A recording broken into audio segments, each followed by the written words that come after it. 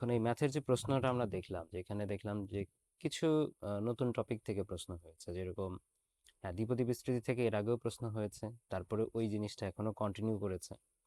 দেন আমরা দেখলাম ডোমেইন এবং রেঞ্জ থেকেও কিন্তু প্রশ্ন হয়েছে, এর আগে আমরা ফাংশন থেকেও কিন্তু কিছু প্রশ্ন আমরা দেখেছি আর কি। হ্যাঁ, তবে ওই ধারাটাও কিন্তু মেনটেন করেছে এখানে।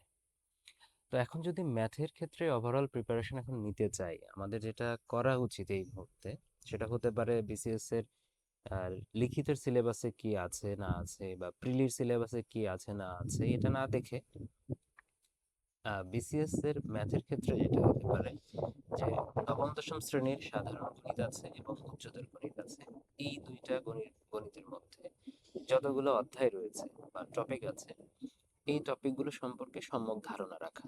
প্রত্যেকটা থেকে ওই জায়গা থেকে যে নিয়মগুলো আছে টাইপ ধরে ধরে ম্যাথগুলো ক্লিয়ার করে রাখা, অর্থাৎ জেনারেল টাইপের যে ম্যাথগুলো আছে এগুলোর মধ্যে, যাতে করে ওই টপিক থেকে প্রশ্ন করলে জেনারেল টাইপের ম্যাথ আসলে যেটা পারা যায়। একদম খুব অ্যাডভান্স লেভেলের আমরা যদি আগের বিসিএস এর গুলো রিটেন যদি দেখি, খুব অ্যাডভান্স লেভেলের কিছু ম্যাথ এসেছে, ওটা দেখা যাচ্ছে যে নবম দশম শ্রেণীর যে সাধারণ গণিত বলি বা উচ্চতর গণিত বলি, ওই গণিত বই পড়েও কিন্তু তখন কাজ হচ্ছিল না।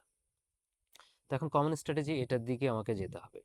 তো আমার ক্ষেত্রে আমি বলি যে আমাদের সময় যখন 40, 41, 43, 44 চারটা রিটার্ন যখন আমি দিয়েছি, ওভারঅল আমার নিজের ক্ষেত্রে যেটা হইতো যে ম্যাথ আমি করার সময় পেতাম না, বা হচ্ছে প্র্যাকটিস খুব একটা করা হতো না।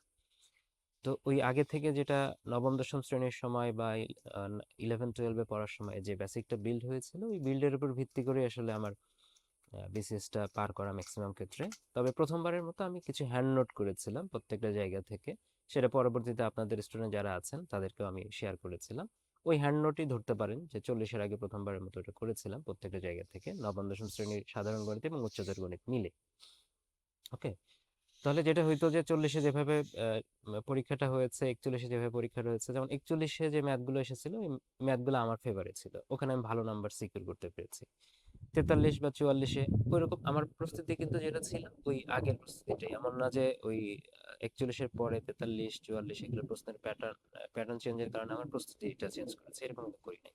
বেসিক প্রস্তুতি রেখেছি, এই প্রস্তুতির ভিত্তিতে যে পরীক্ষায় যে কয়টা প্রশ্ন কমন এসেছে ওর ভিত্তিতে কিন্তু অ্যান্সার গুলো করেছি।